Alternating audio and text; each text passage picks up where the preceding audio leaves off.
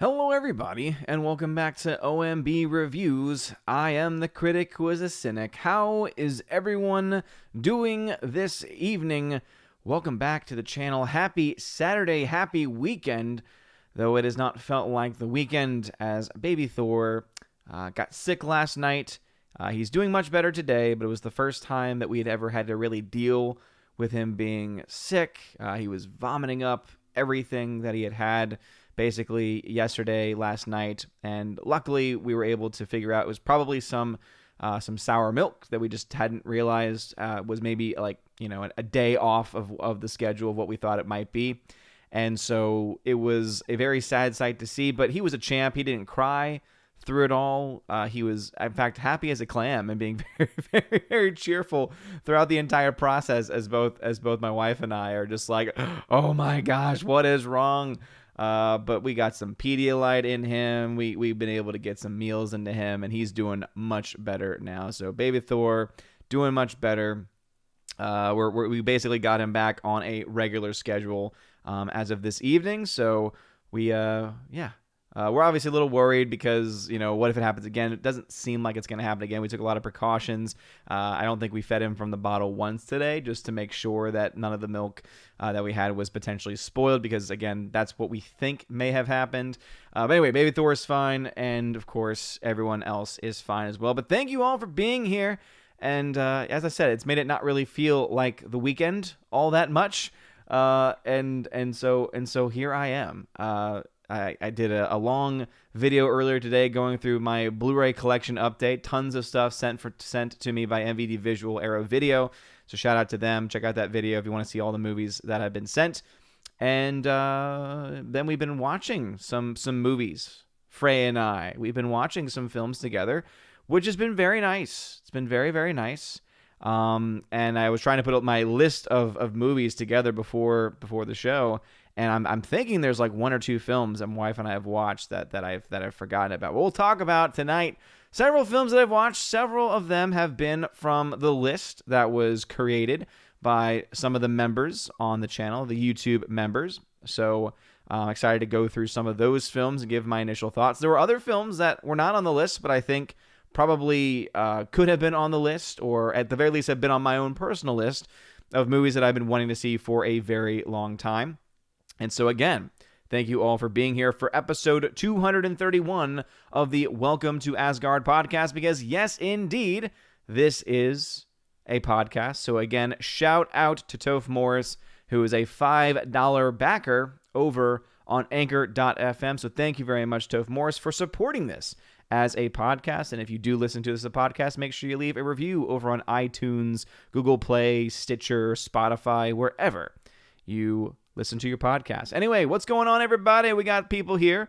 Hello to my YouTube fam. Hello to my DLive fam. That's right. We go to DLive. We got my DLive fam. We are live on Periscope as well. So even though I'm not actively on Twitter during this Lenten season, which has been a huge blessing, I'm still broadcasting over there for anyone that watches. I don't really know if I have an active group of people that watch exclusively over on Periscope, but hey, it is an option. If for any reason any issues pop up, multiple streams in case for any reason I ever get taken down. I don't know why I'd get taken down, but hey, you never know.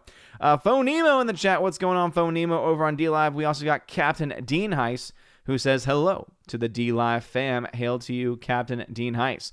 Let's say hello to my YouTube fam. How's it going? We got chats dating back to 5:17 p.m. It's currently 7:03, so we're already behind, but hey, that's okay. That's life in Asgard for you. JKD76, what's going on?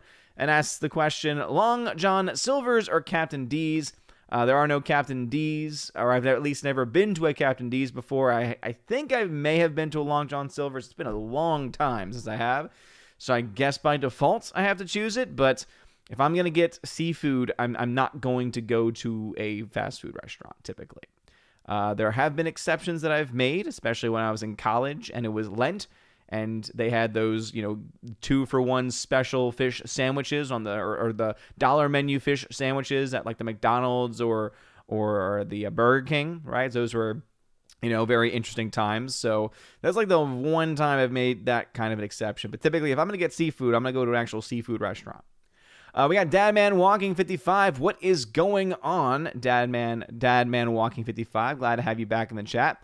Not Another Dime. Thank you for joining and becoming a member at the Citizen of Asgardian level. I very much appreciate that. We got member Andrew Hoyle all the way from the UK. What's going on, Andrew Hoyle? Hope you are doing well. Also, being from the UK reminds me, shout out to Will Gentry. Thoughts and prayers going with you, good sir, on your journey, as I know you are about to undertake a very, very, what will probably be arduous journey, but hey, proud of you, man. Proud of you, man. Let's see. Ivar Christian Ivarsson, thank you very much for subscribing to the channel. And Lee Williams, thank you for subscribing as well. Ivar, I don't know why. I feel like the name sounds Icelandic for some reason. I could be wrong there. Orange Eye Reviews, what is going on? Speaking of ice, actually, you know what? That reminds me. That's the other film that I watched with my wife. I forget.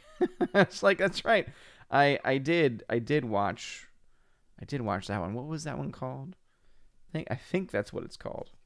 Maybe not. It wasn't that great of a film, so it doesn't matter one way or the other.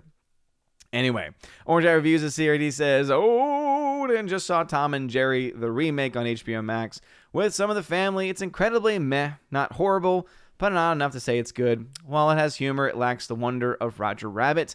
Well, I mean, I think that's just the modern day film. You know, they're thinking that they can try and get that nostalgia, right? They'll say, ooh, get some new stories from Tom and Jerry based in like with the real world and updated graphics and stuff. And it just can't work in modern day Hollywood, at least with the current people running modern day Hollywood. I think that there probably would be some pretty creative people who are not working in Hollywood system who could probably write a pretty good story where that could actually work in that Tom and Jerry storyline, using the types of effects and using the type of filmmaking that they did for that. But again, you need to have good writing for it, and good writing these days, at least what's being used by Hollywood, seems to be few and far between. Golden Ration in the chat, he says, good evening, Odin. Good evening, all. Good evening to you. We got Laura waiting for Nerdrotic waving. Hello, Laura. Hope you're doing well. We got member Snortapoopus Cuber. What's going on, Snortapoopus? Always gotta pet the poopa. And he says, hello, humans and other critters. What's going on, man? We got Tina B, the Empress of the Universe, who is a mod on the channel. She is, of course, one of my Valks. So be respectful, or she will lay down the hammer. We got Father Christopher Miller. Hail to you, Father, though I'm sure he'll have to leave soon. Because typically he has to celebrate some masses. Has to celebrate the Vigil Mass on Saturday. By the way, Father, I saw that you were live earlier. You did a video earlier. I think you were live. And you were covering how apparently there is a report coming out of the Vatican that they have officially canceled, or even, I guess some words you could say, is banned private masses. Essentially, if I've never been to St. Peter's before, but apparently in St. Peter's, you literally have like several what we call side altars, basically altars on the side, all dedicated to like different saints. And I think some of them actually have the relics of those saints in the altars. And from what I've been told, on a typical day, you'll find that usually there are masses being celebrated almost at any time of the day you go in there. And many of them are being celebrated on these side altars, and many of them are private, meaning it's just the priests, right? Because, you know, priests can celebrate the private, can celebrate a private mass as such. And apparently that has now been scrapped. In addition to that, they have severely limited the traditional Latin Mass, according to the same report. I was listening to Dr. Taylor Marshall, who is a trad Catholic, and he was covering that part of it. So I saw you covering how apparently they are getting rid of the private masses. That frustrates me. That really frustrates me. And Father, I know you know this, and I know there's only so much that you can say publicly, but man, I am getting very frustrated. I'm getting very, very frustrated with the current regime. And I hate to say that, but that's basically what we're dealing with right now. The current regime in Rome right now, I think, is so dangerous to the future of at least the perception of the church. Because the church will always be okay, right? The church is the body of Christ. The church cannot be hurt in any real way, right? The victory has already been won on the cross. But I think the damage being done right now, the number of souls that are going to either be lost or not reached out to because of the actions of this, and I will call them this Francis administration, I think is damning and is going to lead to a lot of damage to souls specifically. So anyway, I think that the cancellation of private masses, especially when there's really no reason to, like there's no legitimate reason to cancel, to basically force people to not be able to celebrate that. There's no reason to do that. There's no real reason to restrict the masses that are being offered. It's crazy to me. And to not go too into it, but to me it seems to be the work of the diabolical. And that's where I'll leave that, Father. So definitely keep praying and pray for the church. For the church will sustain. The church has sustained. But I pray for the souls that are going to be lost because of the pontificate of Pope Francis. I think there's a lot of damage that's being done, not just by him, but by the people who are running under him as well. Anyway, Thursday Warrior in the chat, what's going on, good sir, says, I used to love Long Johns for lunch in high school. Yeah, I feel like Long John Silver's and like fast food versions of seafood, you would definitely save for being like when you're younger. Like it's okay when you're younger or you don't think about it as much. But when you get older, you're like, man, there's just so many questions. Is it even really fish? Is it even really, and at any point, was it ever even fish? I think these are questions that we have to ask ourselves as adults. We got Laura saying here, theaters are open tomorrow, but not sure what to see. Hear any good buzz on the new movies? Again, the newer films, I've actually really not been able to keep up on, with as much, just because I haven't been able to see a lot of movies in theaters because, with Baby Thor, my time is rather limited in general. I do try and keep some eye on what's being said. Let me see if I can pull up. What movies are currently out right now. I don't think there's a whole lot out right now, because, or at least that would be good. And also, there's certain films that I think are getting re-released that were released back in the earlier part of the year. I would say the one film I want to see, and I'm waiting for a way to get access to it, hopefully physical media, and hopefully I can get, because there's been some movies that I've been able to get like copies of, or at least request copies of. But there's one movie with Anthony Hopkins called The Father. So check out to see if that one's there. I've heard great things about it. It is about someone dealing with dementia, though. So again, I know that sometimes films that deal with more real topics like that can be harder to watch, and something where you're like, I don't know if I want that to be my first movie that I go back to after the year-long crazy lockdown. But I hear it's a good film. So that's The Father with Anthony Hopkins. That's a film that I'm seeing mentioned up here. I'm seeing a bunch of films that were from earlier in the year, so I don't really know whether or not they're there. I've heard good things about Nomadland, but I also don't really know a whole lot about Nomadland, so I can't really say much for it. And let's see, any other films that are being mentioned here that I've heard good things about? I've heard great things about Minari. Minari, it's about an Asian immigrant family. One of the actors is actually one of the actors from The Walking Dead. So it's a film that's been on my list for that reason, because I think he's a talented actor, and I can't wait to see him in something that's not Walking Dead related, and to see him actually in like a legitimate film. So Minari, Minari. I've heard good things about that as well. And based on everything else, that's about all I'm seeing as far as brand new films. And again, you're probably going to have a lot of classic films out too. So there very well could be like an amazing classic film out in theaters right now that might actually be your best option. Being like, hey, let's just do that instead. All right, let's go ahead and see who else is in the chat today. We got Robert Frey in the chat. We got Stephanie B. Stephanie B, I hear that y'all are having storms again and that y'all are having some power issues. So please do not use any excess data that you do not have to use. I appreciate if you can be here, but obviously if you lose power, you can obviously chill back, take a little cat nap maybe, trying to see maybe if you can put on some physical media or something like that if you have the means to do so. And I appreciate the effort, though, Stephanie B. Thank you for being here. We got Mr. Roy in the chat. Hail to you, Mr. Roy. Glad to have you here as always. We got J. Alex MacArthur Jr. That's right. I'm going to call you by your full name. Who is a member. He says, howdy, Odin. How's it going? How's the pizza and how's Thor? Pizza has been good this week. And as I said, Thor got a little sick last night, but he seems to be doing better. Andrew Hoy as a member says, forget the cinema. I'm just going to watch Batman Dying Isn't Easy again. Yeah, I actually, or rather no, Dying Is Easy is the title of it. Yeah, I actually just finished that before the stream. So I'll give my thoughts on that. It'll be one of the movies that I review. Let's see. And the new number 2, also known as Dean Heiss, who's a member on YouTube as well. Hail, glad to have you back again. Super Anime Gamer, what's going on, Super? Says, hey, what is up, my dude? What is up? Super, I did get your email, by the way. Send me an email about how the actors, the stars, I think it was Elizabeth Olsen, was, didn't realize, or when he found out about the return of Pietro, she was excited because she thought it meant a crossover with the X-Men.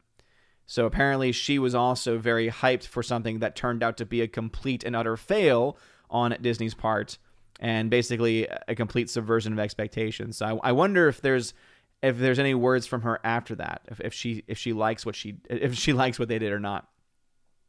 We got Slicer Neons in the chat. Hail, Slicer Neons. 13th Warrior says, Snyder Cut, what's that? Yeah, what is that? What, a 4-hour movie that I'm going to have to watch? Oh, Lord. Speaking of which, let me turn Heimdall on. I know. It's been 15 minutes and Heimdall's not on yet. Don't worry. Heimdall's being turned on right now. Hold your horses, all right? I don't have any plans for a giveaway tonight, but I want to make sure y'all can get your cookies at the very least. Get your free digital cookies just by watching the streams and interacting. There you go. Heimdall's on. Take all the free cookies you want. There you go. All right, Rosie G12, what's going on? She says, hail, Odin in chat. Hail to you. Orange Chat says, you didn't panic, did you, Odin? I wasn't as panicky. And to me, it's because he wasn't crying. It was just like he had no idea what was going on. Like, stuff was just coming up. And we would clean him off and everything. And it was like one of the things where he's, being a little poor and pathetic, but he wasn't crying or anything. In fact, once everything was out, he was even being joyful and jolly. So he actually made it a lot easier. Had he been crying, had he been showing other signs that, of pain, that would have freaked me out. That would have been a moment where I would have been in like full on dad mode, like I'm freaking out right now. But I think because he is such a champ, because baby Thor is such a badass, that he was able to keep me cool headed during that process. So obviously I still felt terrible that he had to even go through in the first place, and I was worried. Don't get me wrong, I was concerned. But you know how it is, like there's a difference between concern and panic, right? Panic would have been there had he been, showing other signs.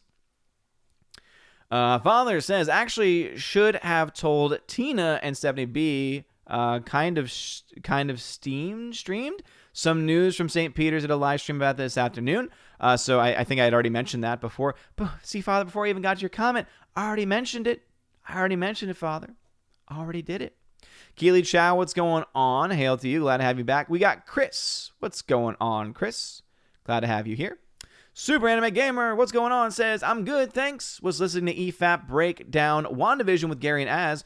Goodness, that show is worse than I thought. Good to know baby Thor is doing okay now. Yeah, thank you. Thank you for that.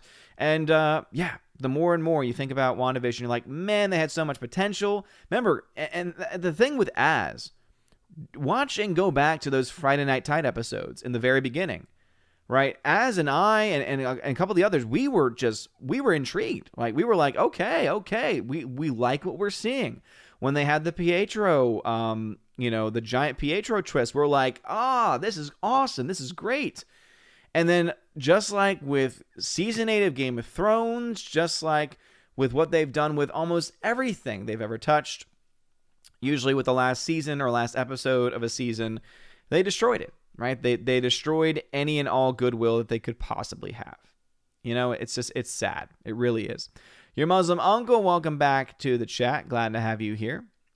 Pat S. says, dude, you need to hop on the Kathleen Kennedy video train. Did you see the money Gary and the Jeremys have made? Nice cake. Yeah, I mean, dude, trust me, there are so many videos and so many trends that I could jump on.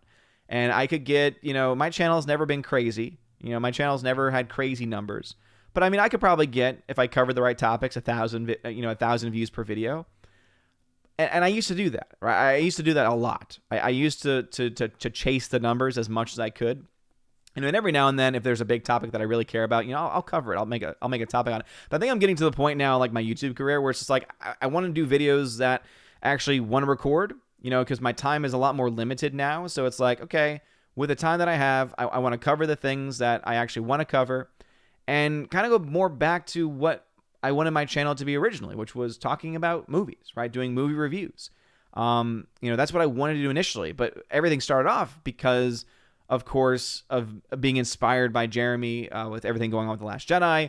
And then, of course, Solo came out. And so that's when I started to do research on box office and started to dive into those numbers. And that's when I became known as the box office guy. And once the box office was gone because of COVID, it was like I kind of lost a part of who I was. Like, without the box office to break down for Geeks and Gamers and to have further videos explaining them on my channel, I felt like I was going through a bit of an identity crisis. Because I was like, I mean, do I just do these random videos on topics that might get views? Or do I maybe try and hold back a little bit, especially, again, with less time? So, yeah, I'm enjoying the schedule right now a lot more, which is, hey, I'll do a video every day, every couple days, every 3 days or so, right, when I can. Never going too crazy with it, not trying to burn the candle at both ends. The one channel I do want to make a video for, though, is the OMB report. I have not made a video for that for, I think, about a week or so. So I should have time this weekend to do a video. But those videos typically are like 30 minutes long anyway. So I feel like it's more justified, especially for that channel, just because the videos are already longer form, covering various topics. And obviously with news stories, I could be that breaking news, but man, I know I would burn out on that very quickly. So I think just, stepping back, waiting for the stories to come out, and then covering the ones that have come out and already had a chance to sit around and allow myself to, kind of, stew on my comments, I think has been better overall. Snorter Poopus says, can't say I've ever enjoyed throwing up. Baby Thor is tougher than this old burr. Yeah, absolutely. He is a champ. JKD76 is saying hello to everybody. New number 2 is posting stars. Pat S. Yes, indeed. RIP Mark C. I didn't really know him very well. Just going to be honest. I just know that he was a big supporter of Nerdrotic's channel. I think he was in this chat a few times. I didn't really know him all that well, but obviously he's no longer with us. And so may perpetual light shine upon him. And of course, may God be with his family as well. We got Sharon Ferguson. Sharon Ferguson, who's a member, finally showing up for a stream. It's always nice when she shows up. Sharon, what's going on? Glad to have you back in the chat as always. Nathan Slay, hope you are doing well. Nathan Slay.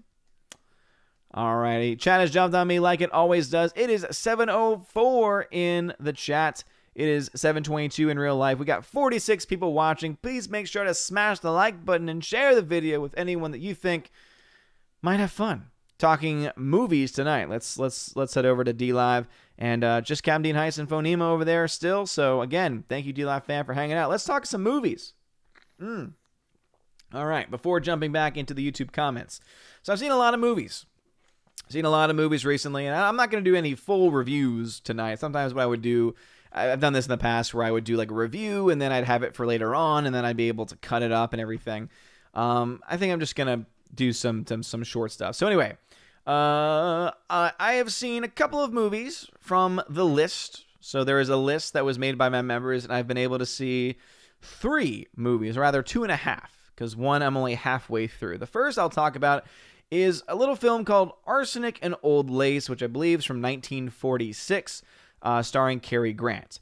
And it is a film that based off a play, but the movie I think is the most famous rendition of all like theatrical renditions and of course any other like made for television type stuff. I want to say the movie from 46 is the most well known. It's the same director, I believe it's the same director who did It's a Wonderful Life, which of course made me very happy to see. And Arsenic and Lace, I think Shranks, I think it's got a very well written script. I think that it's very well acted very, very well acted. Cary Grant is hilarious. The physical comedy, all the stuff in there is very, very good. The story, for the most part, also is very, very good. I think my one issue with the film is I feel that it is very clearly written for the stage, and I don't think it was shot well enough for that kind of a translation. Like, to me, when I think about stage translations onto the screen, the two that I think of as being the best are 12 Angry Men, which I think is probably the best rendition of a movie made for stage, and vice versa. And then one that I don't know if it was ever made specifically originally for the stage or not, but I know that it was shot as if it was Alfred Hitchcock's Rope. To me, those have been some of like the best filmed movies where you almost feel like you're watching a stage play. Arsenic and Old Lace, they did a little bit too much with cuts and a lot of just, fast motion with people falling over, obviously trying to do the physical comedy stuff. Like Cary Grant falls a couple times, and you can tell they speed up the camera because obviously they want to make sure the actor is not going to get hurt through it. That's how they used to do it back in the day. And I just felt like they were doing too much with the camera, actually, to be honest. I think for what could have been kind of a, hey, let's just watch the players act out the scenes, let's watch the players do their thing, I think there was actually too much camera work for Arsenic and Old Lace. But that being said, I still very much enjoyed the film. I think I ended up giving it a B+, right? A very strong film, a lot of fun, but as I said, I think they did a little bit too much with the camera. Another film that I watched all the way through from the list was Adventures in Babysitting. This is from the 1980s, starring Elizabeth Shue. This one I actually enjoyed a lot more than I thought that I would. And I say that because I talked to my wife before watching it, because she had seen it, a long time ago, and she wasn't as big of a fan as she thought that she might have been of it. But when I saw it going in with, I guess, lower expectations, I enjoyed it. I was like, this is hilarious. This is funny. The situations that they're being put in are great. The whole sequence when you can't leave, no one leaves unless they sing the blues, I thought that was pretty fantastic as well. Great acting throughout the entire thing also. So that made me very happy too. And I thought the story and all the beats of the story and the editing and the pacing all really worked out in the movie. And other than it being very 1980s cheese, which of course is always going to be both a plus and a negative, right? It's going to be a plus because it's going to be enjoyable, but it's going to be a negative because it's just there's certain times in a week, in a day, in a life where you can really take in and enjoy the cheese of the 1980s. And I think there's other days where you're like, all right, I don't know if I'm in the full mood for it today. So I think because of that cheese to it, I don't know if it's a film that would match up every single time there's a rewatch, but I do definitely think that it does have some rewatchability. So for Adventures in Babysitting, I would also give that film a B+ as well, because again, I had a very good time with it. And then the last of the films, before I go back into the chat, because obviously I have other films that I've seen, but the last of the films that I've seen from the list from members, I've only seen half of it. And I know this is going to make Tina very, very mad. The film is Battleship Potemkin, back from 1925, silent movie.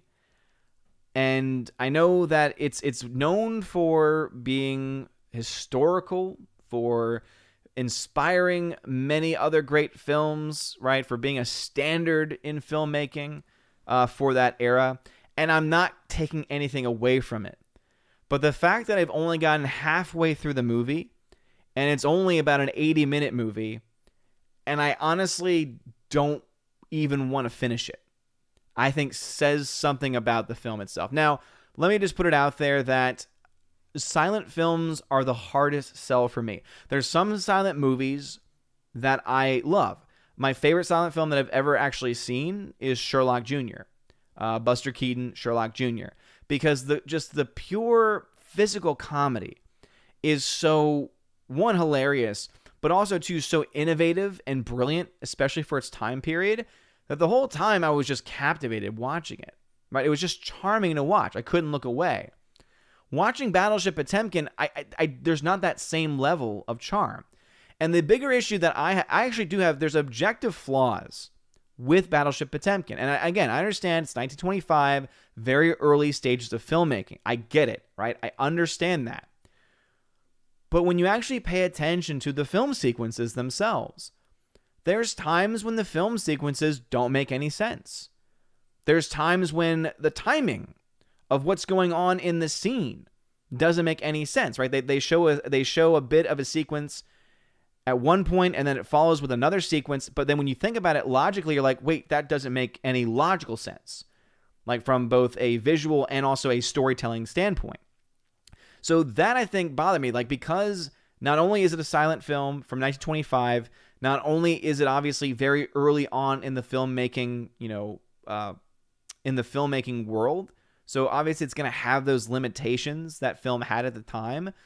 But when the biggest and most important thing for films like that at that time in history were to have logical consistencies, right? To have shots that flowed together, that made sense together. For me to be able to, just after one watch and only seeing half the movie, be able to say, wait a minute, not only am I just not intrigued by the story and not interested in what's going on and not that impressed by the shots that I'm seeing, the sequences also don't even work. Like some of the sequences, not all of them, like some of the sequences just, they don't make sense from a logical standpoint. That is an objective flaw. So I know that some people may not like my criticism of that, but again, that's an objective flaw.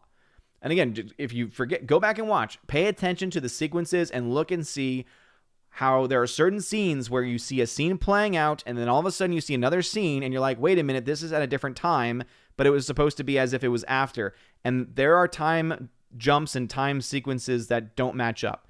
And again, I understand it's 1925 is limited, but for me, you got to at least be able to have some type of logical consistency there. So Battleship Potemkin, I'm not going to give a grade to it yet because I've only seen half of it. Honestly, though, I don't know if I'm going to finish it. And I'm just going to be honest with that. And I'm not saying that you can't like it. I'm just saying that for me, it does not seem to be my cup of tea. Anyway, thank you for putting up with that. But anyway, those are the 3 movies from the list that I have seen. Let's jump back over to the YouTube chat. It's 7:05 over there. It's 7:31 in real life, so I am about 25 minutes behind. Comics Unknown says, what's up, Odin? Do you have a favorite comic? Well, as I've mentioned many times on the channel, I am not a comic person. My comic knowledge is incredibly limited. I have read, I guess you could say, I would say and feel comfortable to say I've read maybe 2 graphic novels in my life. One I can remember, the other I cannot. And the one that I have read is one that I think anyone or most people have read, which is Watchmen. I've read the graphic novel for Watchmen. And maybe a couple, like a handful of random comics. Like, you know how you would go see a movie or you would go somewhere and you get like a free comic book that you could read? Maybe that. And that's about it, though. So I'm going to have to say Watchmen because that's pretty much all I got to say. Father Chris Miller says, Friday is the Solemnity of St. Joseph, Meat Day. Solemnity trumps Friday abstinence during Lent, according to Canon Law 1251. Ah, Father. Now, is that the 1983 Code of Canon Law, or is that the 1917 Code of Canon Law? I know that the current one is 1983. However, I kind of wonder. I'm going to want to look into to see what the tradition says about that. Because, Father, as you know, I have some thoughts about some of the changes in law, and especially church law, that we've had since Vatican II. I don't know, and I'm not saying this. I honestly don't know. I want to look into it. Whether or not that was a law that was changed during Vatican II or not, or post-Vatican II or not. Because if it was, then I'll have to look into it further. Anyway, let's jump into a couple of super chats. John Joseph Gray IV has given 2 $5 super chats. Hail to you, John Joseph Gray IV. I appreciate it. He says, how have you been, Odin? Hope all is well with you and your family. Well, thank you very much, man. I appreciate it. I think I gave a little bit of that in the beginning. He then says, currently I am a tire tech, a Mavis tire, getting ready for Godzilla vs. Kong at the end of the month. Very awesome. Yeah. So I'm guessing that you are planning to go see it in theaters. I will be limited in that capacity because of Baby Thor, but I will, of course, be able to watch it through HBO Max, and obviously I know that it would be better to watch it on a big screen. However, based on what we've seen out of a lot of the Godzilla movies that have been made more recently by that company, I don't have high hopes. I know a lot of people are very excited for Godzilla vs. Kong, but I always go back to and say, do you remember King of the Monsters? Do you remember how many people were disappointed by that movie? Do you remember how that film didn't make any money? That was 2019. That was before the pandemic. This movie, Godzilla vs. Kong, is going to be a massive financial flop. Massive. Because I want to say it might cost more than what King of the Monsters did. And again, King of the Monsters didn't make really any money. It made like, what, $300 million, $350 million plus dollars on a $170 plus million budget. Yikes. That's not good. And I just do not see this film doing well, especially with many theaters being closed. And also, as I've said before, even with theaters reopening, you have these arbitrary and stupid limitations and caps being put on theater space, like 25% or 100 people, whatever is less, which is stupid, ignorant. It ignores the facts. It ignores everything that we know now about COVID. And the fact that people are still fear-mongering this stuff is it just grinds my gears. But also, people, again, have been fear-mongered. People have been convinced that it is dangerous to go outside. It is dangerous to sit in a theater. People have been trained that. People have been trained to do that. And if you're going to give them the option at the same time to watch on HBO Max at home, guarantee you a lot of people are going to choose to stay at home. I'm just saying. All right, NG1TEAV, thank you for a $5 super chat. Says, let's see the numbers. I bet your estimates would be close. Some movies look so repulsive I can't even start watching, let alone finish. Wonder Woman. Wait, what do you mean by that? Yeah, because it's hard to track films during pandemic times just because the numbers aren't going to match up the way they normally would, because the theater space is a lot more limited, and obviously with everything on POV, or rather with everything being available for either POV or being available behind a paywall on a subscription service, right? We see that stuff happening. But for example, I did track Wonder Woman 84, and typically you're able to make some pretty good estimates after 2 weeks that a film's been in theaters. And after 2 weeks, and again, this is a weird one because, again, weird release schedules, especially during COVID. But the number I got, again, this is a very rough estimate, the number I got for its 2 week total was $118.5 million. But remember, it was on HBO Max at the same time during those first 2 weeks, which is why that number is not really all that trustworthy.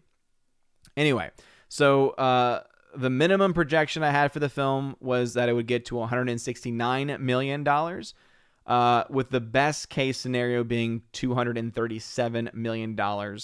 And the last time so again, the max it getting was $237 million.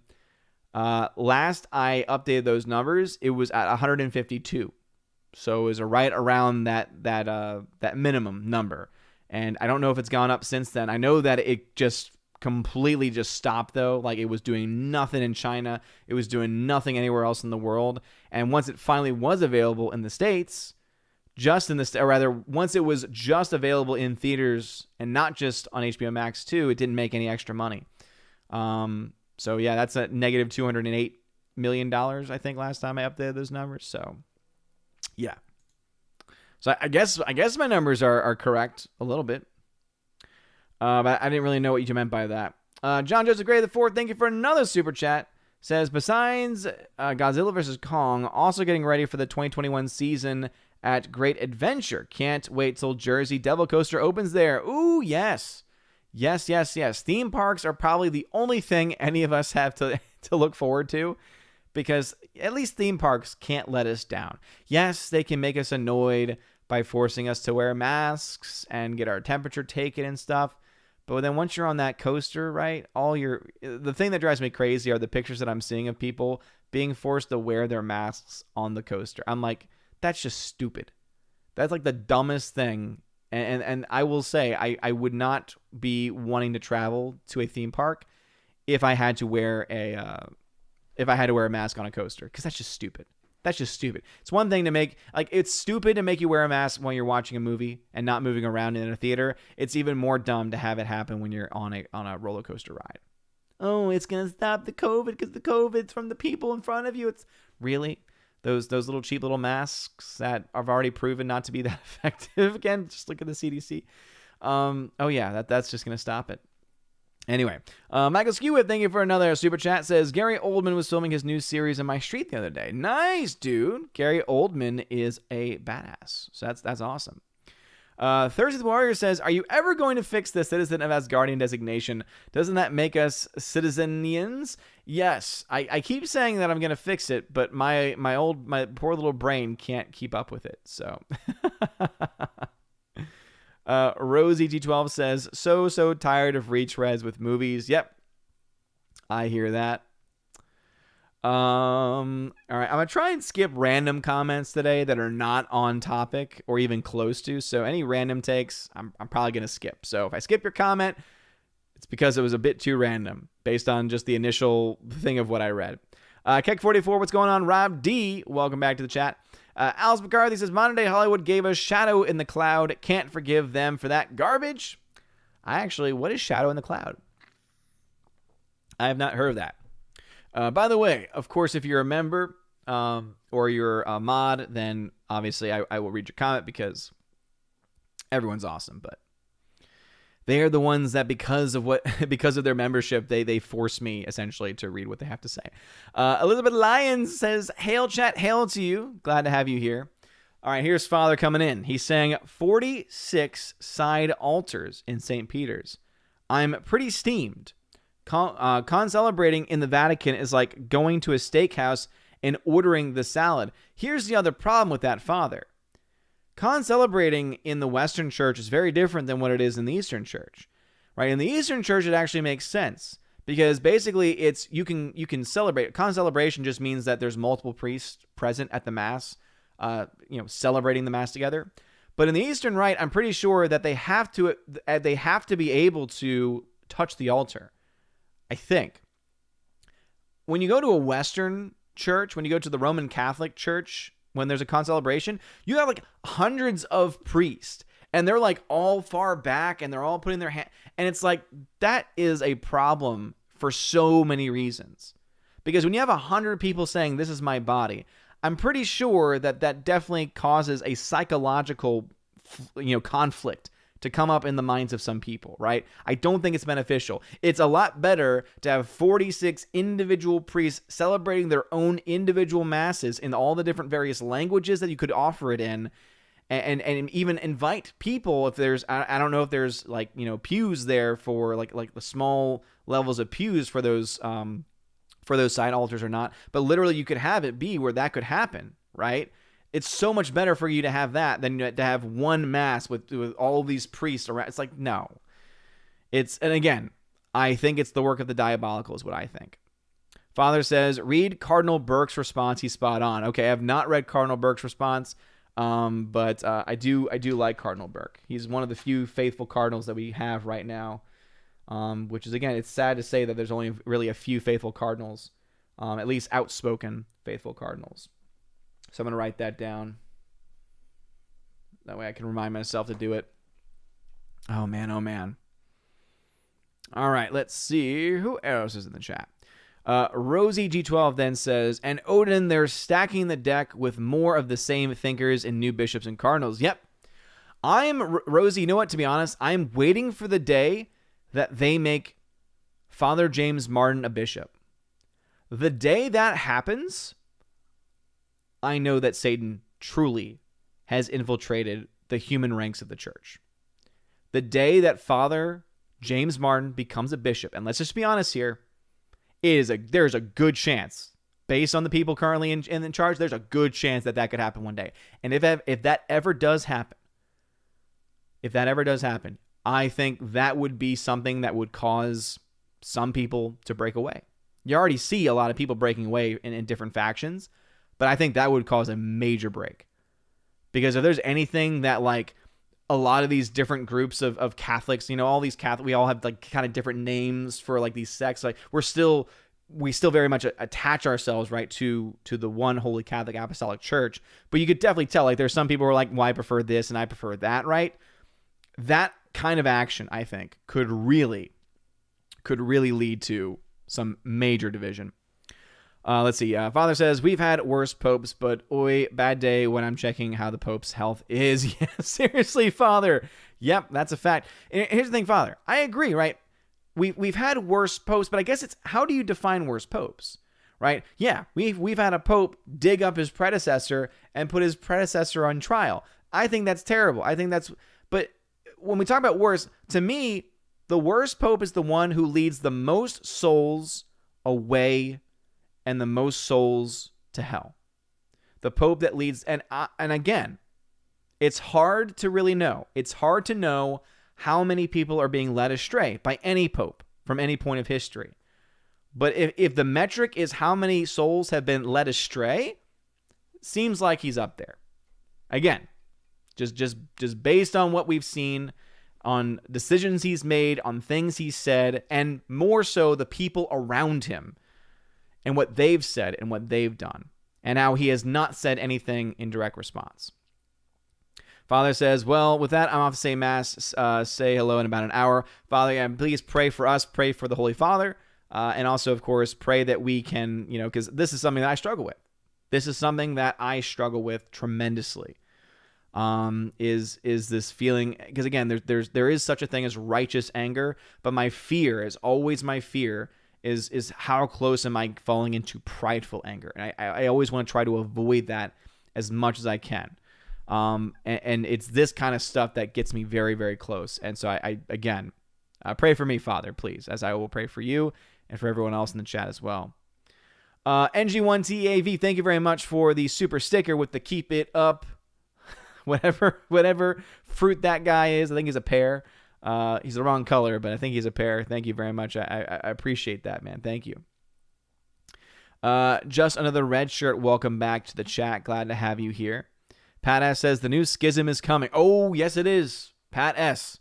Absolutely, it is. You already have a lot of people becoming more people, rather. You have a lot more people becoming Beneplentist. These are the people that believe Pope Benedict is still the Pope, right? I'm not in that group, but more people are joining that group. You, of course, have a lot more people joining the Sede Vacantis, which is basically everything since, even before Vatican II is invalid. Again, a lot more people joining that. And again, not me at all. A huge portion also joining the SSPX, right? The schismatic group from, I forget what their official designation is, but they are technically in a kind of schism at the very least, in certain ways. And I see a lot of people going over to their chapels because they can't be. How do I know that they're in some kind of schism? They can't call themselves and have churches. They have to call themselves chapels, essentially. And a lot of people, though, are flocking over to the SSPX. So, yeah, it's happening. And there's going to be another one. As I said, Father James Martin, if that were to ever happen, and I think it will, I think if as long as Pope Francis is Pope, I think that possibility is on the table. I think that would just push so many.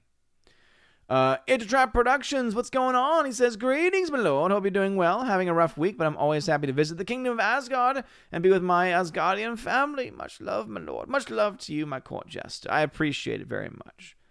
E231 Productions, good guy. Rusty Shackleford, welcome back to the channel as well. Appreciate it.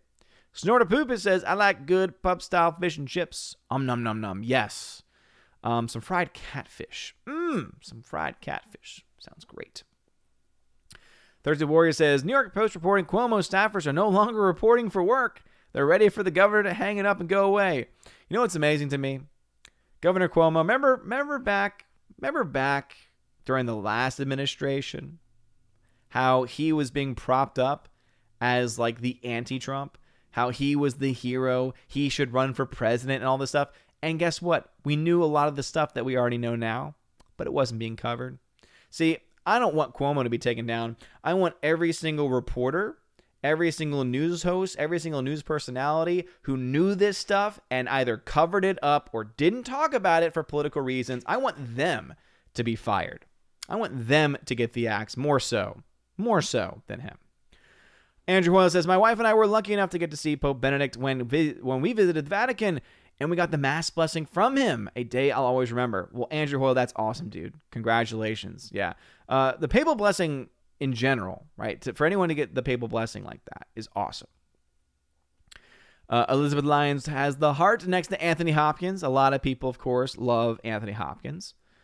Let's see. Storm Poopa says, Cuomo should get prison time for all those dead seniors. Yeah. Again, if you're going to get mad about something, it actually probably shouldn't be the allegations of sexual abuse. It should be the thousands of senior citizens that were killed because of his decisions. And yes, I say killed, and I would use the term murder because he knowingly and willingly ordered sick people into nursing homes when we knew they were the most susceptible. And he knew that people were getting it and that they were dying, and the policy continued. That makes him culpable. And no, not just fired. I think he should probably go to jail. Waiting for Nadrat Laura says, Minari's playing here, so thanks, I'll check it out. Oh yeah, let me know how it is. And again, congratulations that your theaters are finally reopening. And yeah, if you're able to actually get into a show there, let me know. Comics Unknown tagged and says, yeah, I'm snowed in out here in Colorado. Snowed in. Oh man. So I got tons of storms going on right now. Samurai Vader. What's going on, Samurai Vader? Let's see. Is it Blit Amp 73 or Billet Amp 73? I think. He tags says, have you seen Guy Ritchie's The Gentleman? It was my pick. It was my pick for best of 2020 in the Raven Awards. Well, thank you first off for voting in the Raven Awards. Yeah, and if you want to get your votes in, I still need to get mine. I always wait till last minute too. The polls close tomorrow evening around like 11:30, I think is what I said. So I just posted a link to it. Put your votes in for the best and worst. I have not put mine best in yet, but I will say I have seen The Gentleman, and it is easily one of the best films that came out last year. So that's a great choice for a nomination. So again, we're just collecting movies to nominate, people to nominate right now. Once all that stuff's together, I will put together a list, and we'll have our final nominees, and then we'll, of course, get to vote. And then the deadline for that will be whenever the Oscars are, because, again, the whole point of that is to be a boycott of the Oscars. Pat Ass says, The Walking Dead ratings are in the toilet, like around 2 million, lowest since season 1. I stopped watching a few seasons ago. Elizabeth Lyon says, Dying is Easy was sweet. Saw it on Friday Night Tights last night. That's right. They watched it as after I left. Orange Hat says, Odin Heimdall is sleeping on the job. I got him up. Elizabeth Lyon says, you must watch it. Odin, I have. I'll give my thoughts on it once I've caught up with the chat this round. Waiting for a Laura says, I'll have to send you some Snyder chocolate. Ooh, I do like me some chocolate. I'll take some Snyder chocolate. That's about all I'll take, though. Tina says, if it's all right, I'm going to leave the link to the charity if anyone wants to donate. I did donate myself because I felt it was the least that I could do. I've seen too many suicides. Yes. Again, even with my issues with Zack Snyder's filmmaking abilities aside, I think the charity stream that they're going to do is amazing and should be supported. And if you can give any money to help that charity, right, to help try to bring awareness and to try and help as many people as possible who are suicidal, who are dealing with depression, I think that's incredibly important. So yes, Valks, please feel free to spam that link. And again, this is coming from someone who is critical of his work as a filmmaker. That is completely irrelevant when it comes to this important issue. So yes, absolutely post that link, please, and donate if you can. All right, let's see. Bonsoir. Elizabeth Lyon says, had salmon from the Olive Garden yesterday. Very, very nice. Very nice. I had some naked pizza, and we had tortellini. We had cheese tortellini for lunch. It was delicious. All right, let's see. Super Anime Gamer says, and coming to find out the sitcom concept was Feige's idea. Yes, seriously. Nathan Slay says, I'm still angry about the boner joke. I hate what they did. It's like they could have done so much more, but they were like, nah, here's your episode. Yeah, basically, man. They were like, hey, we could do something really cool with a crossover event, bringing the X-Men officially into the MCU. We could do something with a multiverse. There's so much we could do with it, but instead, yeah, we're just going to make a boner joke. It was so stupid. Soul Assassin, welcome back to the chat. Glad to have you here, as always. Slicer says, trends are like trampolines. You can jump on them, but they can bounce you off if you lack balance. This is true. Nathan Slay asks, when did you actually start this channel? Officially making videos consistently, we're coming up on the 3-year anniversary. I think it'll be 3 years in April or May. I'll have to look back on it. But as far as my first video was on MoviePass. If I'm not mistaken, my first official video that I did was on MoviePass, and the first video that got any attention was on John Campea. It was a Star Wars video about John Campea. But I think the first official video back when it was still labeled Odin's Movie Blog was on MoviePass, because that was when the drama of MoviePass was going on, when they were doing all this nefarious stuff and you know, basically stealing people's money. It was crazy. It was a brilliant concept, though. I was a big fan of them when they first started off, and then they got bought up by somebody. And man, I had some harsh words for the CEO. The CEO was an ass, for lack of a better expression. A troglodyte, one could say. Elizabeth Lyon says, I'm glad to hear the baby Thor's better. Well, thank you. Golden Ration says, well, you've been hitting us with polls every day. This is a fact, Golden Ration. Every day. And I can confirm, you know, there's that video that came out that says, yeah, if you put polls, there's this thing in the YouTube algorithm. It's not true. I've been doing polls for over a month now. No major changing at all. And that's fine. To be honest, I like doing the polls now because it leads to interactions. So for me, it's a way of still, even if I'm not putting a video out every day, at least I'm putting a poll out, and y'all can make comments about the poll. Y'all can talk to each other about it, right? Have you know, typical nerd arguments, right? Like, no, this is better. No, this is better, right? The stuff that we should be doing. So, yeah, today's poll was a fun one because I always in my head, I know they're different. Clearly different. But whenever I think back to Al Pacino and Dustin Hoffman, they just are so much the same to me. I don't know. Maybe it's because they kind of look the same in their younger performances. I don't know what it is. But like, I always think of them together. And maybe, I don't know if I'm the only one that thinks that way. But the question was, which one's the better actor? To be honest, I think it's Hoffman. My choice in that poll is Dustin Hoffman because he has a lot more range. Especially, you know, as he gets older, I think he still has a lot more range. Because now it's like anything Pacino does now, like Pacino got to a point where basically every role he did was just hooah, like that's all he would do. And it's great, it's hilarious, it's great, it's Pacino. But then you got Hoffman, who, like, it blows my mind. Can y'all still? I still can't believe this. Dustin Hoffman was Hook in the movie Hook. Like, I still can't believe that. I know it's him. I can see it, but I still don't believe it. It's just like how Glenn Close is in that movie. Oh, yeah, I mentioned this before, right? One of the best hidden secrets of the movie Hook. You know, the pirate that gets put in the boo box in the very beginning? That's Glenn Close, dressed as a man, being very, very convincing. Glenn Close. So just like I know it's her, but I still don't believe it, same thing. Dustin Hoffman, can't believe it, even though I know it's true. Anyway, that's actually one of the more favorite polls that I've done recently. Oh, man. All right, so chat has jumped on me once again. Again, thank y'all for being here. Please be sure to smash that like button. It really does mean a lot. Some comments may have been skipped. It's 7:36 in the YouTube chat now. It's 7:57 in real life. So I'm, again, behind.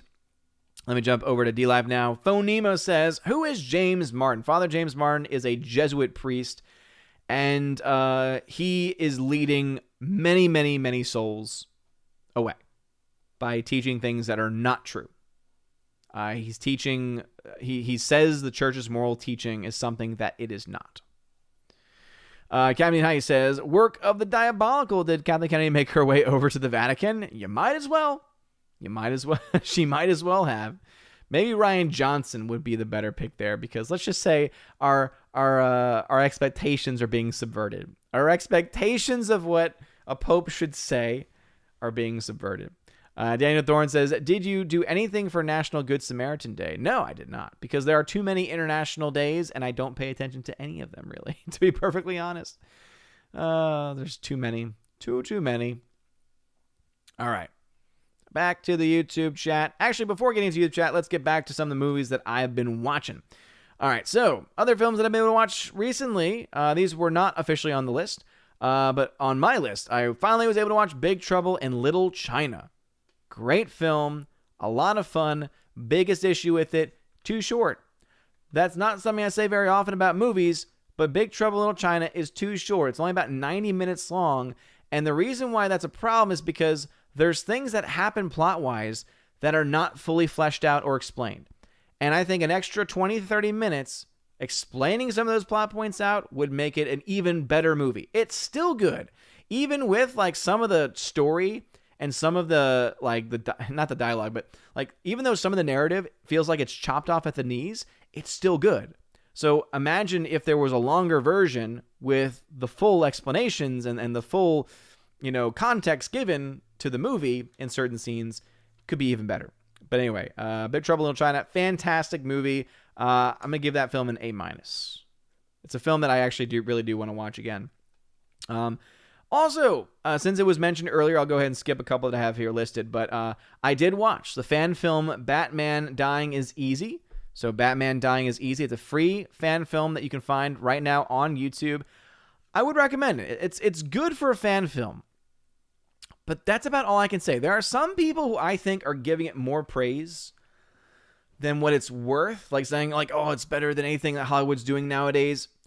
You might be able to argue the general plot, the general story is, but it's still, it is clearly a fan film. And I'm not saying that to try and make fun or to tear down the people behind the project. It's just, it feels like a fan film. And it is, right? It is a fan film, and so that's okay. But you have some really great performances. The guy that does the Joker, spot on, fantastic, great. You got a lot of other smaller cameo performances, I think, from some actors where I was like, oh, I think I saw Doug Jones was listed as someone in the movie as well. I was like, what? That's interesting. You had one guy who, for me, I know him from doing, he does a lot of Tarantino work. He played one of the cops in the film, so I liked seeing him in there too. So it was a really good fan film movie. But that's all I can say about it. To me, there are some people saying that it transcends the fan film genre. I don't think it does. And that comes down to the fact that when you listen to them talk, it just sounds like they're ADR'd. It sounds like they filmed it, and then after the fact, they came in and recorded higher level vocals, and you can always kind of tell when there's that disconnect where the sound just is too pretty almost. And the visuals, obviously, you can tell that they were working with a budget. And again, they do good work for the budget that they had. It's still clearly a fan film. I give it a B. It's a fun movie, but it's still a fan film, and it doesn't ever really get past that. Some of the other films that I've watched, my wife and I watched Blade yesterday, and it had been a long time. I had seen Blade once before, but I really couldn't remember a whole lot about it. And so having seen it again, it's got some CGI issues. But then when you remember it was made back in the late 90s, you realize, okay, that's forgivable because that's the limitations of what they had really at the time. But man, first Blade, fantastic. I love the first Blade. First Blade, I'm going to give an A- too. Again, CGI issues are there. Some of the editing, some of the cuts are a little odd, but again, I think that for the most part, it's a fun film. It's a comic book movie that people oftentimes forget, laid the foundation for comic book movies. Blade 2, we're about halfway through. Not as good as the first Blade. It's just not. It's just not. The editing, especially, the editing and the shots in the film, just not nearly as good. It's still not bad though. It's still entertaining and enjoyable. So we're halfway through that right now. I also got halfway through a movie called The Toy with Richard Pryor. I'm enjoying it. I'm finding the whole premise quite fun, entertaining. So we'll see where it goes. And then a couple of movies that I reviewed for the channel already. The Last Vermeer. I gave that film, I think, a C range grade to that film. I can't remember. I think it was a C- or a C. And it's because it was two movies. The first half of the movie was boring as hell. Second half of the movie was a courtroom drama with some comedy in it. It was fantastic. So all in all, it was fine. Vanguard, Chinese propaganda with some really bad editing. Jackie Chan does his best. He almost died. He almost drowned in the movie. So I'm gonna give him props for doing his own stunts still at his age, but still. Chinese propaganda film, so Vanguard, I really wouldn't recommend it. And then the last film that my wife and I watched all of was a song called, I think the whole movie was called Eurovision. Eurovision Song Contest, the story of Fire Saga. So this is a film back from 2020 starring Will Ferrell. I think it's still available on Netflix. And here's the thing. It's not a bad movie. It's just not funny. So it's labeled as a comedy, but it's not funny at all. But it's also not terrible. Like, my wife and I were able to watch it, and we were just watching it like, okay, waiting to laugh. Like, I remember at one point we had to pause it because we had to give baby Thor a bath, and we're like, I'm waiting for this to get funny, but it's also not bad. But anyway, so Eurovision, I think I'd give that movie a C. It's fine. It's not, again, it's not bad. It's just not funny. So I give that movie a C. Anyway, those are all the movies that I've been watching. So anyway, all right, let's jump now back into the YouTube chat. It's still 7:38 in the YouTube chat. So again, I'm about 30 minutes behind. Pat S says, the family that owns both Britannia movie theaters will be closed on Good Friday, just like the old days. Nice. People often forget just how Catholic New Orleans is. Elizabeth Lyon says, I refuse to wear a mask outside, and I don't blame you. It's stupid. It is stupid. Snortapoopus says, has anyone seen a movie called The Uninvited from 1944? It's an old supernatural horror film set on the spooky coast of Cornwall. No, it's the first I've heard of it. Saja Neon says, while you fix a Citizen of Asgardian problem, make sure the Champions of Asgard title is available, almost at 200 hours. I do need to go back and change that. That's a Streambot issue. It's a separate thing, but I definitely should update that. Thursday Warrior says, Odin, you're not double masking outside while remaining 30 feet away from others? Inconceivable! Yes. You keep using that word. I do not think it means what you think it means. Israel Production says, greetings, my lord. I think my original... No. It's a trap. It did not get skipped. It's a trap. This hurts me because this means that you went away from the stream and didn't hear it and then thought it got skipped. That's my one rule. If you leave a comment and you leave the stream at any point, you can't come back in and then say, oh, I don't know if he read my comment or not. So I say nay to you, good sir, court jester. Nathan Slay says, wait, you have to wear masks during theme park rides? That's ridiculous. The mask will fly right off during the roller coaster. And yet, what I've been seeing covered on Park Hoppin', from the pictures of the rides that I've seen people with masks on. So I'm pretty sure they have to. Wear it at some point. Sharon says, sorry for the silence, but the sushi came and sushi takes precedence. Ew, sushi. That's disgusting. Ugh. Orange Chat Reviews says, Odin, did you see Underwater? I thought it was decent, but it did have bad CGI and was a little too dark. I get it's on the ocean floor, but dang, have at least a little more light. It sounds like a... I'm not even going to say. But no, I have not seen it yet. I know that EFAP has recommended it. So it is technically on my list of movies to check out for that very reason, but I don't really want to watch it because of some of the actors in it. So we'll see. Maybe I'll get there one day. Michael Skewiff says the new Gary Oldman series is called Slow Horses. It also has Christian Scott Thomas in it and Jonathan Wynn. I don't know them.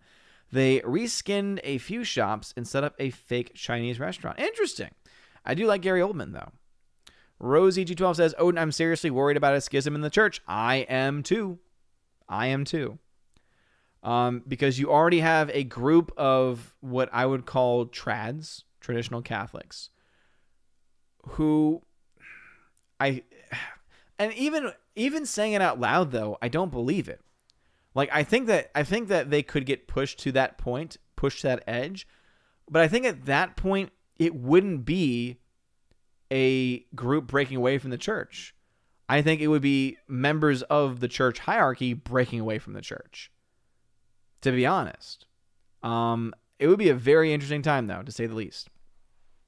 Pat Ass says, I could be a cardinal. Someone put my name in. Harwick says, what are your thoughts on the allegations made about Thor in Adventures in Babysitting? No idea what the allegations are. It was weird, though, to see, what's his name? Oh, I knew his name when I saw the film. Anyway, the guy that plays Thor, I did not expect him to see him in the movie, let alone be a tall, jacked dude in the film. Don't know anything about the allegations, so no thoughts on it. 30 Warrior says, good old Pope Formosus. He looks like he's lost some weight. Was he the one that got dug up? Pata says, nope, a layperson can be made a cardinal. Yep, cardinal is a title. It's not a part of holy orders. So technically anyone could be a cardinal, theoretically. I'm sure, like, if you go to the actual canon law, it'll stipulate. Sean Vargas says, I am Anglican Catholic. Well, welcome. The Anglican rite is quite beautiful from what I've been told. Nathan Slay says, I honestly wouldn't mind seeing movies in the theater again if only they were open here in Montgomery County. Maybe one day. Rob D says, are there ways to make watching a 4-hour movie more manageable? I want to watch my Lord of the Rings extended cuts and Snyder cut, but I feel like I'd stop paying attention 3 hours in. Yeah, usually just you just say, okay, I'm going to watch an hour and then done. The best way to do it, because here's the thing. I'm wondering how much the Snyder cut is going to have natural breaks, because there is apparently going to be an intermission with intermission music from what in early reports is what I saw. So at the very least, you'll have at the halfway point a break, presumably. But I would say is start watching when you're getting close to the hour mark. If there's a scene happens where there's a transition, that could be a good place to stop. So that would be my recommendation. Elizabeth Lyon says, I don't know a lot about James Martin. What's up with him? Father James Martin? Well, for lack of a better expression, he's a walking, talking heretic, leading the faithful astray, and he is working basically right under Pope Francis. He is the official social media coordinator. He has an official title within the regime of Pope Francis. So he is therefore in good light. Pope Francis thinks very highly of him by the fact that he is an official member, essentially, of the overarching entourage of Pope Francis. So that's who Slim Jim Martin is. Oh, that man. Again, so many souls lost because of that man. He honestly should be publicly rebuked by his bishop and probably should be publicly censured and probably should be stripped of his office, to be perfectly honest. He probably should be defrocked because of what he said, because of just how dangerous his rhetoric is. There's a lot I could say. And Rob D, to your last question, I would say you probably could find, there are probably articles that have been written about the Lord of the Rings movies, about what are good moments to cut it up. All right. Pat S says, Governor AOC 2022. Good Lord. 30th Warrior says, they're hoping to pin criminal charges on Whitmer for the same policies Cuomo followed. Yes, they are. I'll believe it when I see it. Soul Assassin, can I mail in my votes? Nope. We do not take that nonsense here on this channel. Blake St. Clair says, Odin, you finally need to see The Frighteners. You won't regret it. Easily the best of Michael J. Fox movie since Back to the Future. Okay, definitely keep that in mind. As we are about 15 minutes away from the end of the show. So just keep that in mind. I will be switching over to members only soon. So I would say if you're not a member, you probably don't want to comment now, because I probably will not get to your comment. John Joseph Gray, thank you for the $5 super chat. Says, what are the chances we will be getting the DC versus Marvel crossover or Harry Potter versus Star Wars? Like in an actual movie? Very doubtful. Very, very doubtful. The only way that the DC Marvel crossover could ever happen is if Disney bought DC.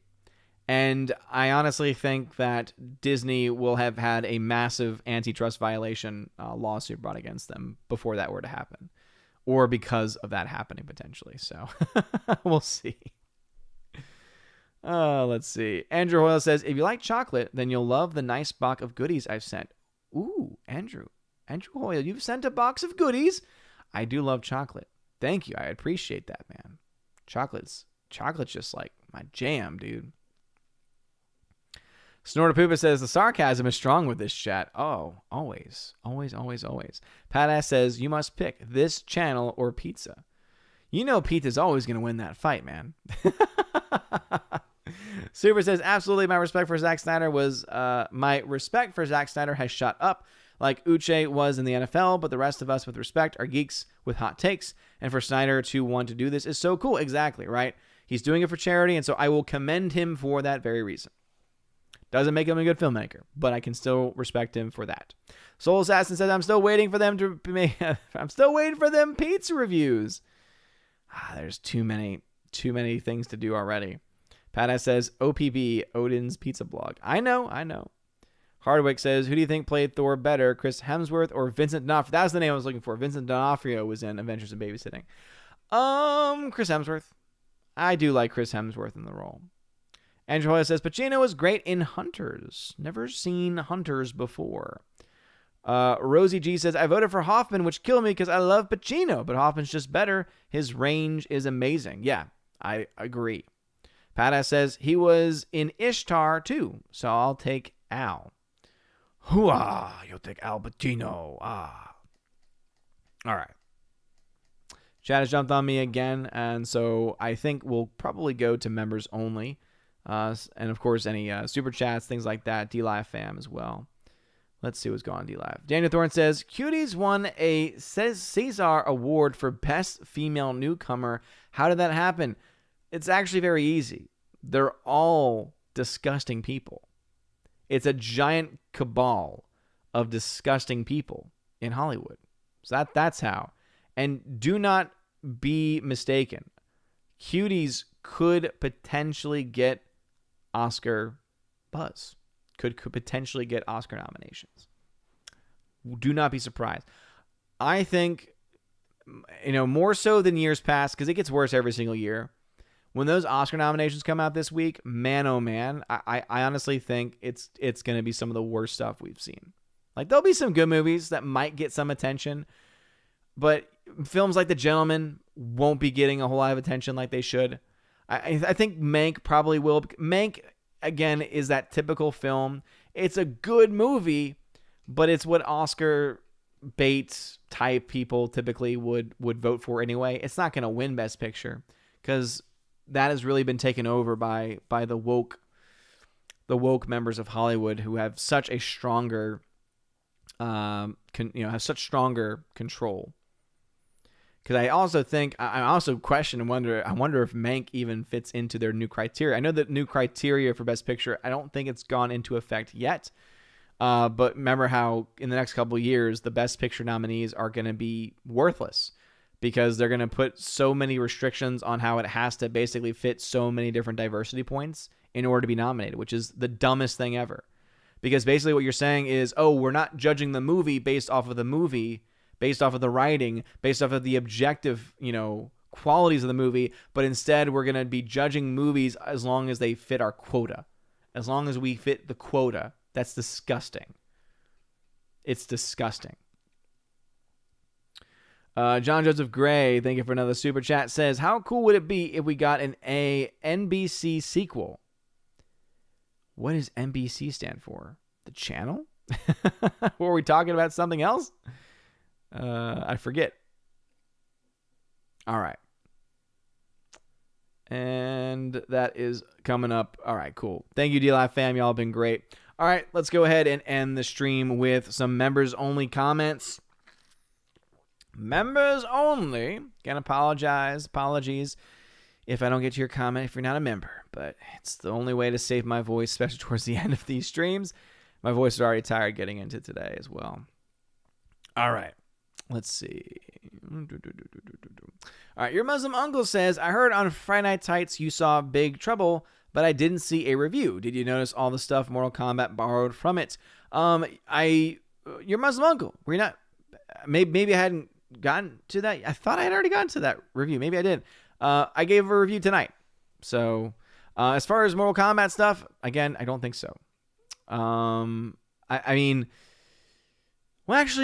Actually, no, I take that back. Yeah, because but here's the thing. what preceded the Mortal Kombat game? Was Big Trouble in Little China first, or did the game Mortal Kombat or whatever Mortal Kombat's based off of come out first? Because, yeah, Raiden completely in Big Trouble in Little China. Totally a Raiden figure in Big Trouble in Little China. So, yeah, absolutely. Actually, you know what? But going back to it, yes, I think that there are some similarities there.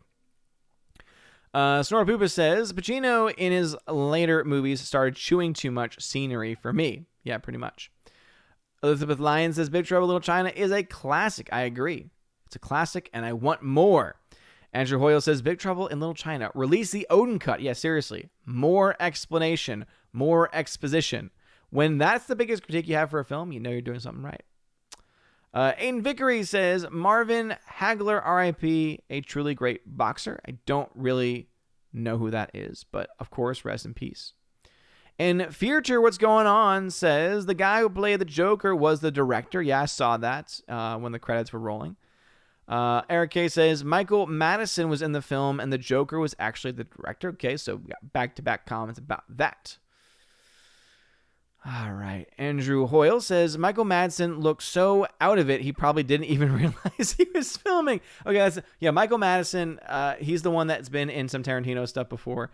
Yeah, that was one of my other critique. That's another thing I had an issue with, was actually his performance. Because as you said, he seemed like he was so out of it.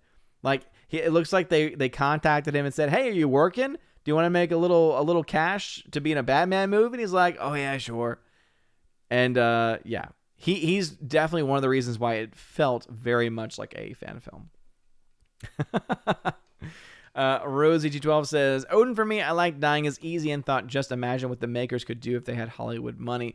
Yeah, I mean, again, I think that for a fan film, yeah, it's good. If they had Hollywood money, though, I don't know.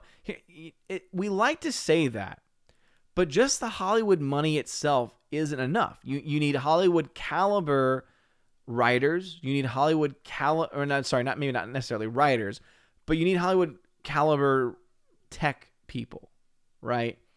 And I think that is something where if they got the money, if they were given Hollywood level money, they would probably still want to keep things pretty low key and help out, people who are working their way in, into the business and everything like that, which is all good, right? It's all fine and dandy.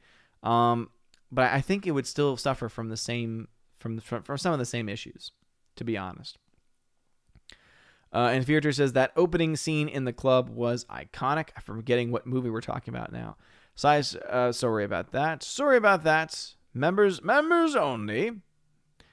Andrew Hoyle says Eurovision was a ridiculous film. It truly was ridiculous. Dad Man Walking 55 just joining in, having another birthday dinner for the wife. Nice. Congratulations again. Happy birthday. John Joseph Gray the Fourth says Nightmare Before Christmas. No, I don't want any more. It would not be cool. John Joseph Gray. That movie should stay exactly where it is, because if they made a sequel to that, it would be terrible.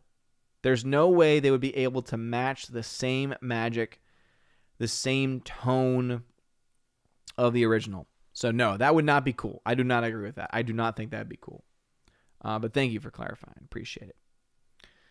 Hardwick says, I enjoyed Batman Dying is Easy a lot. I've watched Bat in the Sun's fan films for years, and I think it's their best one yet. Kevin Porter is like a live action Kevin Conroy. Yeah, Kevin Porter, he's one that played Batman. He was okay. His line delivery was not very dynamic. Especially towards the end when he's explaining things to the Joker. I was like, not. And again, I understand that that's kind of what the voice is supposed to be. It's supposed to be more dry. I don't know. That was when it really showed how lifeless it was. At least, again, in the line delivery there. And Future says, double mask, pathetic, quadruple mask, or bust. Dadman Walking says, rode the Hulk multiple times a few weeks ago. Mask stayed on, although the paper one acted like it wanted to fly off. Whoa, okay. So there's some confirmation there from Dadman Walking. So he's ridden the Hulk ride, and he had to wear a mask, which, again, is the dumbest thing ever. I guess they just forgive you if it happens to fly off. I feel like I would just have the disposable and be like, all right, I'm going to wear it, and then on the way up be like, woo, whoops, it fell off. So that way I can actually enjoy the ride, Andrew Hoyle says, I just got out with my Bane mask. Having a bald head definitely helps the look. Dude, I want to definitely like find a way to like get like a working Bane mask and try and like be like, what? It's a mask. Buttcrack Studios, welcome back to the channel, good sir. Appreciate you being here. Hardwick says, Batman dying is easy, has budget limitations, but I'll gladly take the slightly lower production values over the lack of respect for source material most Hollywood productions have these days. Again, as I said, for a fan film, it's fine.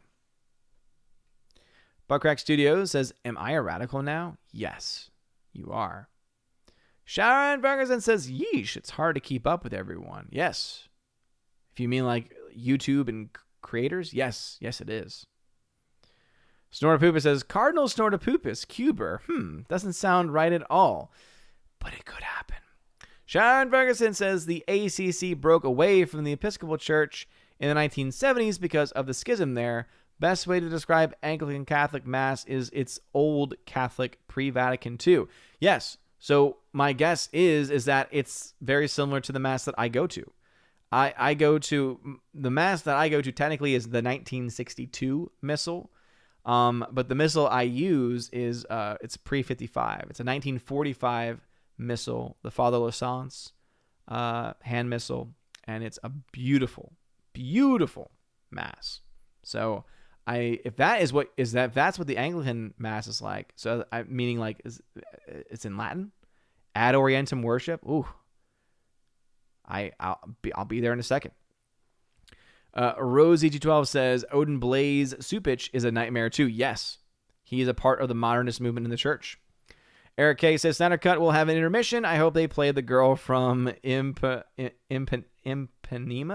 during it, just the lyrics. What? That didn't make any sense to me at all.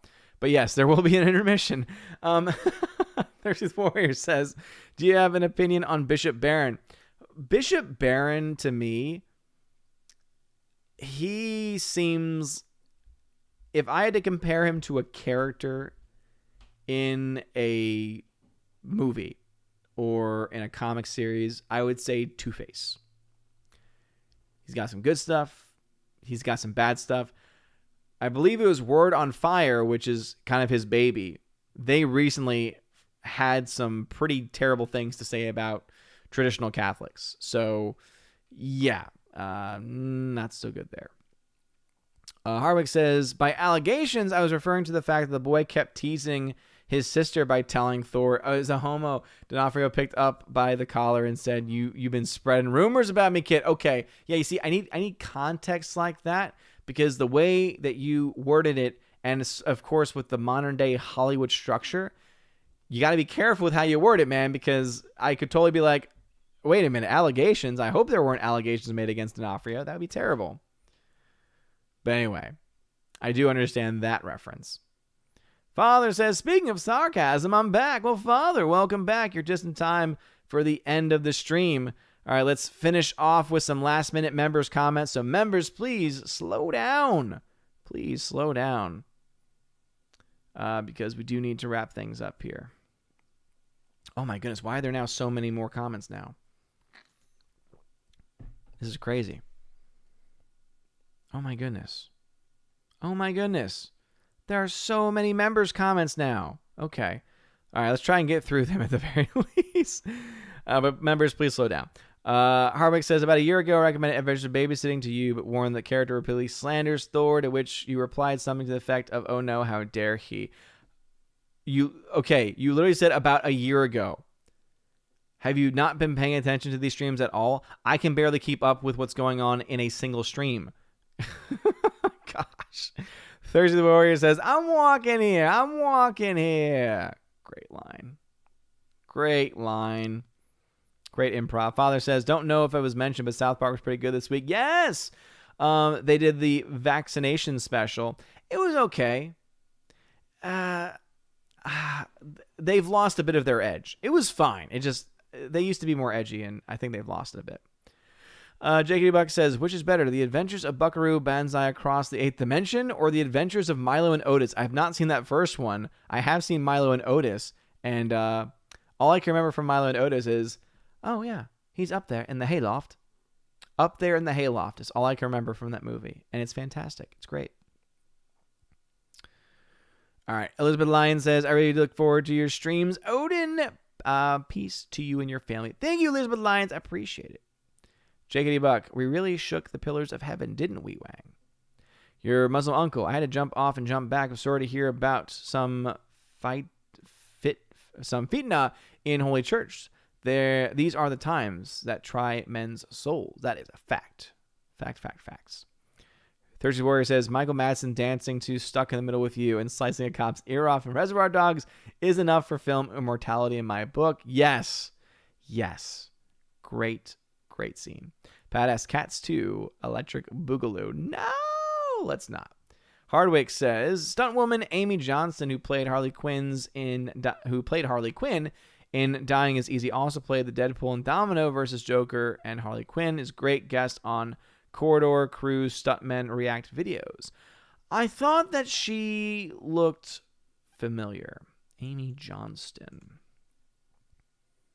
But I say, very close to being the Pink Ranger, but not the Pink Ranger. So I think that's like Amy Jo Johnson. Jacob76 says, Odin, I laugh at Star Wars, the high repugnant, a rock for a character. Yeah, seriously. Ridiculous. In future, Tim Burton is creatively bankrupt now. Disney sucked it out of him. Leave Nightmare alone. I agree. Leave it alone, please. Your Muslim uncle says, TV with the wife, time for peace, time and God's blessing to you as well, your Muslim uncle. Jakety Buck says, Odin before Captain Hook lost his hand. Was he called Captain Hand? It makes you wonder, Jakety Buck. Sharon says, I'm lost. Well, I'm sorry to hear that. Pat says, I've ruined so many mask-eating hot dogs. I'm going to stop putting mustard on them. That should help. Oh, man. Let's see. All right. Father had a comment. Let's get through these last ones. Father says, Anglicans don't use Latin, and I will have to email you about your comment about being there for the Anglicans. Gotcha. Sharon says, I've yet to attend the Anglican Mass in Latin, but it's only because my priest doesn't go that far. But it has been done in other parishes, so it's not common, but it's done. Well, I guess that my question then is, if that's pre-Vatican II, well, pre-Vatican II Catholic Church was all Latin. So that would still be having broken away from the church previously to do the vernacular. I bet it's still beautiful, though. Wouldn't surprise me. At least compared to the Norvis Ordo Mass that we have. J.K. Buck says, Odin, most people fly kites. I call it fishing for birds. Thirsty Warrior says, and when she passes, each one she passes goes, ah. Context? I need song context too sometimes. J.K. Buck 76 says, tomorrow is Pie Day. You're right. It is Pie Day. Have some pie on Pie Day, everybody. It is 3:14 tomorrow. Lyrics from Girl from Ipanema. I don't know that song. So, again. Anyway, that is going to be a wrap, except Captain Dean Hayes, thank you for the 5 ice cream donations. I don't know how I got that out there, but I did. Anyway, seriously, you are all amazing and beautiful people. Thank you all for joining me tonight. Shout out to some very special members. Dad Man Walking 55, M Tax Shark, Forever Sci-Fi, FCC 2014, Rosie G12, Andrew Hoyle, Eric K, Orange Chat Reviews, Adam Avery, The Bosco 2000, Twirly Wolf, Jay Stowe, and Aiden Vickery. Thank you all very much for being members at the Army of Asgard level and higher. Pax to you, Elizabeth Lyons. Thank you again for being in the chat. And Fearter, thank you very much for being here as well. Shout out to the Valk, Stephanie B, and Tina for being here. Stephanie B, hope that your electricity stays on, is on, whatever it is.